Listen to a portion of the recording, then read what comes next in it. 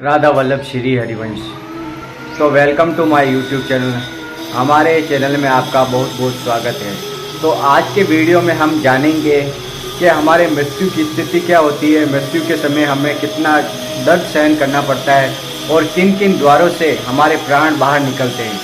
तो वीडियो को बिल्कुल भी स्किप ना करिए, पूरा जरूर देखिए, तभी आपको समझ में आएगा। तो पहले स्टार्ट करते हैं। आपके जब भी मृत्यु की अवस्था होती है तो मृत्यु तीन प्रकार की होती है, एक स्वाभाविक, एक अकाल मृत्यु, एक आकस्मिक। ये तीन प्रकार की मृत्यु मानी गई है। जब भी व्यक्ति की मृत्यु होती है तो 9 द्वारों से उसके प्राण बाहर आ जाते हैं। तो 2 आँखें हो गई, 2 कान, 1 मुंह, 2 नासिका छिद्र और उत्सर्जन अंग, जहाँ से व्यक्ति के प्राण निकलते हैं। और योगी महात्माओं के तो ब्रह्मरंध्र, जहाँ सिर का भाग होता है, वहाँ से उनके प्राण निकलते हैं। तो पहले जानना होगा स्वाभाविक मृत्यु किसे कहते हैं। स्वाभाविक मृत्यु वो होती है जब व्यक्ति अपना जीवन भर कर्म करता है और उसकी निश्चित आयु आ जाती है, जैसे 80 साल 90 साल उसकी आयु आ जाती है, तब स्वाभाविक तौर पे उसके प्राण निकल जाते हैं। तो उसको बोलते हैं स्वाभाविक मृत्यु। अब हो गई अकाल मृत्यु। अकाल मृत्यु उस मनुष्य की होती है जिसे इसी जन्म में घोर अपराध हो गया हो, संतों का अपराध कर दिया हो, वैष्णवों का अपराध कर दिया हो, तो उसे अकाल मृत्यु होती है इसी जन्म में। अकाल मृत्यु किसे कहते हैं? कोई व्यक्ति फांसी पे लटक जाता है तो उसे अकाल मृत्यु कहा जाता है। वो अपने इसी जन्म के कर्म के कारण हमें भुगतना पड़ता है। और तीसरी हो गई आकस्मिक मृत्यु।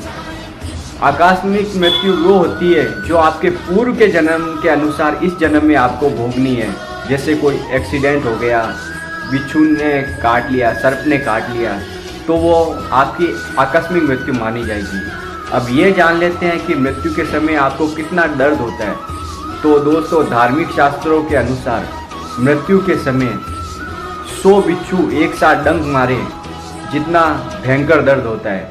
और मृत्यु के समय व्यक्ति का मुंह सूख जाता है, लार बार आ जाती है, आंखें बंद हो जाती है, वो अपने परिवारजनों से कुछ भी बातें नहीं कर सकता, कुछ बोल नहीं सकता।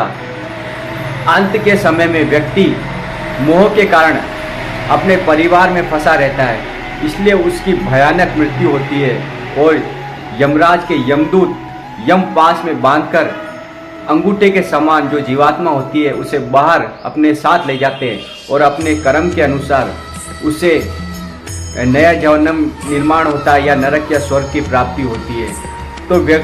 तो मनुष्य जीवन भर कर्म करता हुआ अंत समय में जो कार्य करता है, अंत समय में जिसका स्मरण करता है, अंत काले चे मामे स्मरण कलेवरम मुक्तवा ये पर्याति से मदमम अस्ति अत्र संशय।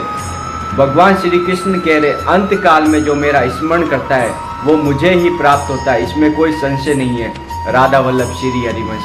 वीडियो आपको कैसा लगा कमेंट में जरूर बताएं। राधा वल्लभ श्री हरिवंश।